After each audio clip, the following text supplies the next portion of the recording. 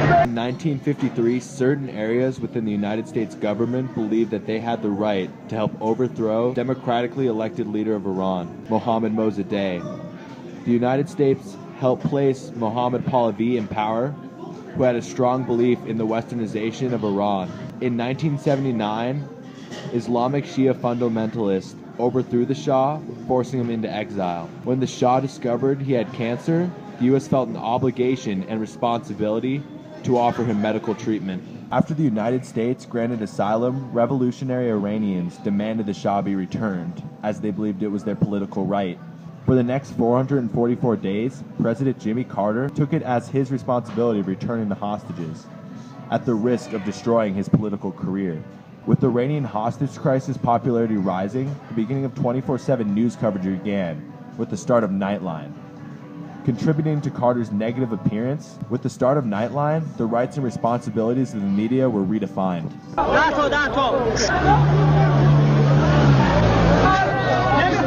In 1950, the people of Iran elected Mohammad Mossadegh as their prime minister.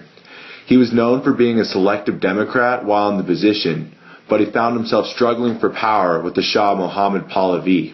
The two leaders had conflicting opinions on what life should be like in their country of Iran.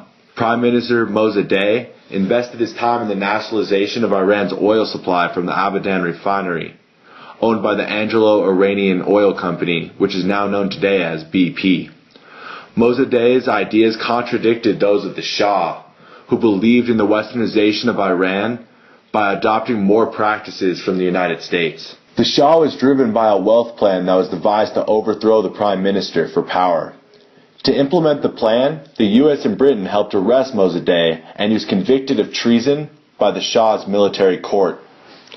On the 21st of December, 1953, he was sentenced to 3 years in jail and placed under house arrest for the remainder of his life. This threw Mohammad Mossadegh out of power and replaced him with Fazollah Zahid, with the help of the United States and Britain. Eventually, this takeover led to Iran becoming an absolute monarch ruled by the Shah for the next 26 years. Shah Pahlavi, it was a guided democracy. With the overthrow and new power in Iran, the U.S. began to gain prominence in Iran's oil industry. Shah Pahlavi was infamous for his excess and opulence.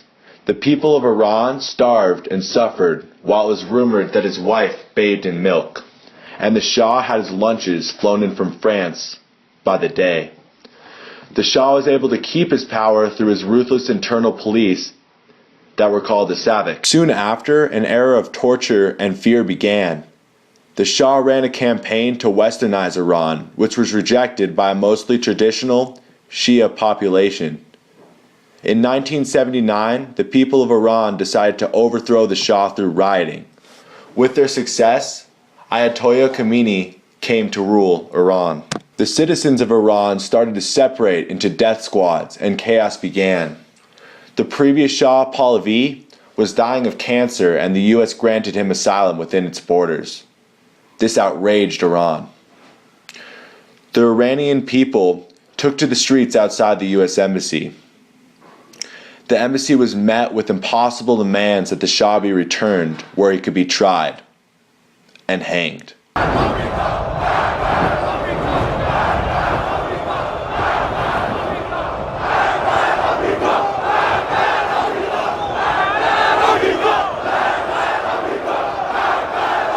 Shah Pahlavi was diagnosed with cancer.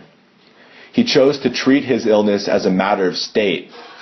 And at this point in his decision, the Shah started a chain of events that would reshape American history and would soon be known as the Iranian Hostage Crisis. Once America granted the Shah asylum in the U.S., the tension between the U.S. and Iranian people became tenuous. On November 4th, 1979, hundreds of Iranian protesters stormed the U.S. Embassy and overthrew it, capturing some 60 Americans. In front of the building, in front of the embassy compound, and they walked in. They said that they just wanted to stay, just sit in, and they didn't want to harm anyone. We were taken on the second floor, maximum security floor, and we were given tear gas masks, and we were told to stay calm. Finally, 6 American diplomats managed to avoid capture. After seeking refuge at many other embassies in Iran, They were welcomed in by Canadian Ambassador Kenneth Taylor. With popularity in the crisis arising, CIA agent Tony Mendez devised a plan to rescue the diplomats, using a fake movie screenplay of the movie Argo, in which the 6 refugees were part of the film crew. I think my little story is the only thing between you and a gun to your head. The 6 men and women would soon be playing Canadians, and the escape out of Iran would become a daring and dangerous journey. Line. They do it again. If you missed a line, you maybe got a bullet in your head. On January 28, 1980, all 6 refugees were returned home after months of waiting by many worried Americans. The return home of the American diplomats was a bittersweet victory for the United States, as 53 hostages still remained in Iran. On April 24, 1980, a tragic accident happened when 8 U.S. servicemen were killed when a helicopter and a transportation plane collided during a failed attempt to rescue the hostages, which was underway in Iran to position our rescue team for a later withdrawal of American hostages. There were still 53 hostages that were stuck in captivity and stripped of their basic human rights. With the seemingly hopeless United States and other nations watching helplessly from the sidelines, was anyone going to step in and take responsibility for the popular exploitation of American citizens' human rights? Eventually, the United Nations begins to bring in the Security Council to the crisis, to try to come up with an agreement and a solution to work on ending it. After expressing the concern at the tensions between Iran and the United States as a potential threat to international security, the Council called onto Iran to immediately release hostages that were held in the American embassy in Tehran, as well as letting the hostages to allow them to leave the country. Reported by the New York Times on July 10, 1980, after Mr. Queen had been in captivity for 250 days, Ayatollah Khomeini, the spiritual leader of the revolution, ordered his release on humanitarian grounds when he developed multiple sclerosis.